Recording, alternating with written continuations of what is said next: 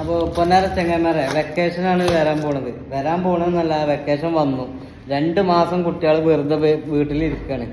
അപ്പോൾ കുട്ടികളെ full time കളിക്കാൻ വിടുക എന്ന് പറയാൻ പറ്റില്ല, ഫുൾ ടൈം കുട്ടികളെ കളിക്കാൻ വിടാൻ പറ്റില്ല. നമുക്ക് ഡെയിലി ഒരു അരമണിക്കൂർ നമ്മളെ പാഠപുസ്തകമാണെങ്കിലോ അല്ലെങ്കിൽ ഹാൻഡ് റൈറ്റിംഗ് ഒന്ന് മെച്ചപ്പെടുത്താനോ അങ്ങനെ എന്തെങ്കിലുമൊക്കെ ഉദ്ദേശിക്കുന്നുണ്ടെങ്കിൽ ഇതുപോലെ ഒരു ബുക്ക് ഉണ്ട്. ഇപ്പോൾ ഞാൻ ഓൺലൈൻ വ്യാപാരത്തിനെ ഞാൻ പ്രോത്സാഹിപ്പിക്കാത്ത ആളാണ്. അതിനൊരു കാരണം എന്താ ചോദിച്ചാൽ, നമ്മൾ നാട്ടിൽ ക്ലബിൻ്റെ വാർഷികം അല്ലെങ്കിൽ ഒരു ഫുട്ബോൾ ടൂർണമെൻറ്റ് എന്നിങ്ങനെയുള്ള പരിപാടികളൊക്കെ നടത്തും. അപ്പോൾ ആ പരിപാടിക്കൊക്കെ നമ്മൾ മണ്ടി ചെന്നുകൊണ്ട് നമ്മളെ നാട്ടിലത്തെ കച്ചവടക്കാരത്ത് ചെന്നുകൊണ്ട് സ്പോൺസർഷിപ്പ് ചോദിക്കും. ഒരു ഫുട്ബോളാണെന്ന് വെച്ചാൽ winners, runners, trophy, prize money, അതുപോലെ ഗോൾ നെറ്റുകൾ, അതുപോലെ പല ബോളുകൾ, ഇതൊക്കെ നമ്മൾ മണ്ടി ചെന്നുകൊണ്ട് നമ്മൾ കാളികാവിൽ ഞാൻ കാളികാരനാണ്. അപ്പം ഞങ്ങളെ നാട്ടിൽ നിന്ന് ഒരു പരിപാടി നടക്കുന്നുണ്ട് വെച്ചാൽ നമ്മൾ മണ്ടി ചെന്നുകൊണ്ട് നമ്മൾ ഫസ്റ്റ് ചോദിക്കുക കാളികാവിലെ കച്ചവടക്കാരടുത്താണ്. നമ്മൾ വണ്ടി ചെന്ന് നാട്ടിൽ എന്തൊരു പരിപാടി ഉണ്ടെങ്കിലും സ്പോൺസർഷിപ്പ് പറഞ്ഞാണ്ട് വണ്ടി ചെന്നാണ്ട് ചോദിക്കുന്നത് കച്ചവടക്കാരത്താണ്. അങ്ങനത്തെ നമ്മൾ ഒരിക്കലും എന്താ പറയുക, ഈ ഫ്ലിപ്കാർട്ട്, ആമസോൺ പറഞ്ഞ സംഭവത്തെ ഈ ഓൺലൈൻ സൈറ്റുകളിൽ നിന്ന് പർച്ചേസ് ചെയ്യാൻ പാടില്ല. ഇന്നിപ്പോൾ ഞാൻ ചെയ്തത് എന്താ ചോദിച്ചാൽ, നമ്മളെ നാട്ടിൽ ഈ ഒരു സാധനം കിട്ടാല്ല. നമ്മളെ നാട്ടിലുള്ളത് 2-3 ബുക്ക് സ്റ്റാളിൽ ഞാൻ അന്വേഷിച്ചു, ഈ സാധനം കിട്ടിയില്ല. അതുകൊണ്ടാണ് ഞാൻ ഓൺലൈനിൽ ഇത് ബുക്ക് ചെയ്തത്. ഇതിനെക്കുറിച്ച് പറയുകയാണെന്ന് വെച്ചാൽ, ഇത് കുട്ടികളെ ഹാൻഡ് റൈറ്റിംഗ് നന്നാകാൻ, നമ്മളെ കുട്ടികൾക്കൊക്കെ കുറച്ച് മോശമാണെന്ന് തോന്നുന്നുണ്ട്. അപ്പോൾ ഹാൻഡ് റൈറ്റിംഗ് നന്നാകാൻ വേണ്ടിയിട്ട് നമ്മൾ ഈ ഒരു 2 മാസം കുട്ടികൾ ഫുൾ ടൈം മൊബൈലും അല്ലെങ്കിൽ വെയിലും കൊണ്ട് മീൻ പിടിച്ചുകൊണ്ട് നടക്കുക. മീൻ പിടിച്ച് നടന്നോട്ടെ, പന്ത് കളിച്ചോട്ടെ, അതിനൊന്നും നമ്മൾ എതിരല്ല. അതൊക്കെ നമ്മളിപ്പോഴും ചെയ്യണതാണ്, പണ്ടും ചെയ്തിരുന്നതുമാണ്. അപ്പോൾ ഈ ഒഴിവ് സമയത്ത് വീട്ടിലിരിക്കണ നേരത്ത് വൈകുന്നേരങ്ങളിലൊക്കെ ഒന്ന് എഴുതിക്കാനും അതിനും വേണ്ടിയാണ് ഒരു ബുക്ക് വാങ്ങിയതാണ് ഞാനിത്. ഇതിൽ 2 വിധ ഐറ്റംസ് ബുക്ക് ഉണ്ട്.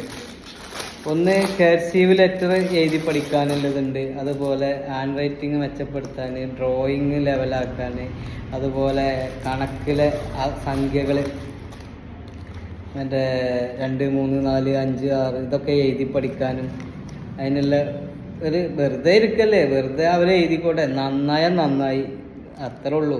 അത്ര ഉറപ്പൊന്നുമില്ല. ഇത് കൊണ്ടുപോയി വെച്ചുകൊണ്ട് നമ്മൾ കുട്ടികളെ ഹാൻഡ് റൈറ്റിംഗ് ഇങ്ങോട്ട് മറ്റേ അച്ചടി ഭാഷ മാതിരി ഇങ്ങോട്ട് റെഡി ആവുമെന്നൊന്നും നമ്മൾ പറയുന്നില്ല. നന്നാവും. ഇനിയിപ്പോൾ നന്നായിട്ടില്ലെങ്കിലും കുട്ടികളെ ഈ പഠനത്തിൽ നിന്നൊന്ന് വിട്ടു നിൽക്കാതെ വെറും കളിയും മൊബൈലിൽ കളിയും ഇതൊക്കെ ഒഴിവാക്കാനൊക്കെ നല്ലതല്ലേ. അതിനും വേണ്ടിയിട്ട് ഒരു ബുക്ക് വാങ്ങിയതാണ്. ഇതിന് 2-3 സെറ്റ് ബുക്ക് വാങ്ങി 600 രൂപ ആയിട്ടുണ്ട്. ലാഭം നോക്കിയിട്ടല്ല, കുട്ടികളെ എന്താ പറയുക, കുട്ടികളെ ഒരു ഇത് നന്നാകാൻ വേണ്ടിയിട്ടാണല്ലോ നമ്മളിതൊക്കെ ചെയ്യണത്. അതുകൊണ്ട് വാങ്ങിയതാണ്. ഓൺലൈൻ വ്യാപാരത്തെ പ്രോത്സാഹിപ്പിക്കാൻ പാടില്ല എന്ന് പറയാനൊരു കാരണം കൂടി ഉണ്ട്. ഇപ്പോൾ നമ്മുടെ നാട്ടിൽ 2018-19 വെള്ളപ്പൊക്കം, മറ്റേ മഴ പെയ്ത് ഫ്ലഡൊക്കെ ഉണ്ടായ സമയത്ത് നമുക്ക് ആർക്കും മറക്കാൻ കഴിയാത്തൊരു മുഖമുണ്ട്, ഒരു തുണിക്കച്ചവടക്കാരനെ ഉഷാറാക്കാം. അങ്ങനത്തെ ഓരോ വിഷയങ്ങൾ വരുമ്പോൾ ഇതുപോലുള്ള കച്ചവടക്കാരെ നമുക്ക് ഒരു ഹെൽപ്പിനും ഒരു സഹായത്തിനും നമ്മളെ ഓടിയെത്താനും സഹായിക്കാനും ഉണ്ടാവുള്ളൂ. ഈ ഓൺലൈൻ വ്യാപാരക്കാർ എന്തൊരു തേങ്ങ നമുക്ക് തരുന്നത്. നമ്മളെ നാട്ടിലൊരു എന്താ പറയുക, ഒരു ചാരിറ്റിക്കോ അല്ലെങ്കിൽ ഒരു കിഡ്നി പേഷ്യൻറ്റിന് വേണ്ടി പിരിക്കുമ്പോഴോ അങ്ങനത്തെ ഫ്ലിപ്കാർട്ട് അത്ര കൊടുത്തു, ആമസോൺ അത്ര കൊടുത്തു, മീഷോ അത്ര കൊടുത്തു നമ്മൾ പറയുന്നത് കേട്ടിട്ടില്ല. എന്നാൽ നേരെ മറിച്ച് ഓരോ സ്ഥാപനത്തിൻ്റെ പേര് വെച്ചിട്ട് ആ സ്ഥാപനത്തിൽ നിന്ന് ഇത്ര കൂട്ടം ഡ്രസ്സ് അല്ലെങ്കിൽ ഇത്ര ചാക്ക് അരി അങ്ങനെയുള്ള സാധനങ്ങളും സഹായങ്ങളൊക്കെ ചെയ്യുന്നത് കച്ചവടക്കാരാണ്. അപ്പോൾ പരമാവധി ആളുകൾ കച്ചവടക്കാരെ പ്രോത്സാഹിപ്പിക്കുക, കച്ചവടക്കാരെ സഹായിക്കുക. ഒരു സാധനം വാങ്ങുന്നുണ്ട് വെച്ചാൽ 5, 10, 50 രൂപ ലാഭം നോക്കിയിട്ടാണ് നമ്മൾ ഓൺലൈനിൽ സാധനം വാങ്ങുന്നത്. അത് ഇതുപോലത്തെ പ്രശ്നങ്ങൾ വരുമ്പോൾ എന്താ പറയുക, കൂടെ നിൽക്കാൻ ഈ മറ്റേ നമ്മളെ സ്ഥാപനങ്ങളെ ഉണ്ടാവുള്ളൂ, നമ്മളെ നാട്ടിലത്തെ സ്ഥാപനങ്ങളെ ഉണ്ടാവുള്ളൂ. അപ്പോൾ പറഞ്ഞു വരുന്നത്, നമ്മൾ ഈ ക്ലബിൻ്റെ പ്രവർത്തകർ, ഇപ്പോൾ ഞാനൊക്കെ നാട്ടിൽ ഒരു ക്ലബിൻ്റെ ഒരു മെമ്പറാണ്. നമ്മളെ നാട്ടിൽ എന്ത് പരിപാടി വെച്ചാൽ നമുക്ക് മണ്ടിച്ചല്ലത് ഈ കച്ചവടക്കാരടുത്തേക്കാണ്. നാട്ടിലൊരു പരിപാടി നടത്തണം, അല്ലെങ്കിൽ ഒരു ഓണാഘോഷം, അല്ലെങ്കിൽ ഒരു സമൂഹ തുറവി, അല്ലെങ്കിൽ ഒരു എന്തെങ്കിലും ഒരു ചാരിറ്റി, അല്ലെങ്കിൽ ക്ലബിൻ്റെ പേരിൽ ചെയ്യണം വെച്ചാൽ നമുക്ക് ഓടിച്ചെല്ലാൽ കച്ചവടക്കാരടുത്താണ്.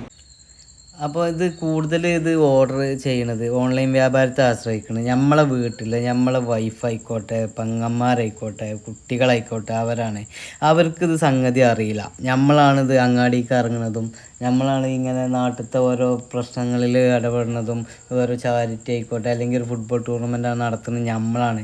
അപ്പം നമ്മളിത് വീട്ടിലെ പെണ്ണുങ്ങൾക്ക് പറഞ്ഞ് മനസ്സിലാക്കി കൊടുക്കണം. ഇങ്ങനെയുണ്ട്, ഞങ്ങൾക്കൊരു പരിപാടി നടത്തണമെന്ന് വെച്ചാൽ അങ്ങാടിക്ക് ഇറങ്ങണം, അങ്ങാടിയിൽ പോയി പിരിക്കേണ്ടി വരും. അപ്പോൾ കച്ചവടക്കാരെ കാരണം തിരിച്ചിങ്ങോട്ട് കിട്ടണം വെച്ചാൽ നമ്മൾ അങ്ങോട്ടും സഹകരിക്കണം. കച്ചവടക്കാരത്തു നിന്ന് നമ്മളെ നാട്ടിലത്തെ കച്ചവടക്കാരത്ത് നിന്ന് നമ്മൾ സാധനം പർച്ചേസ് ചെയ്യണം എന്ന് നമ്മൾ അങ്ങോട്ട് നമ്മളെ വീട്ടിലെ പെണ്ണുങ്ങൾ സ്ത്രീകളെ മനസ്സിലാക്കി കൊടുക്കുക. അപ്പോൾ ഓക്കെ, ഗുഡ് ബൈ.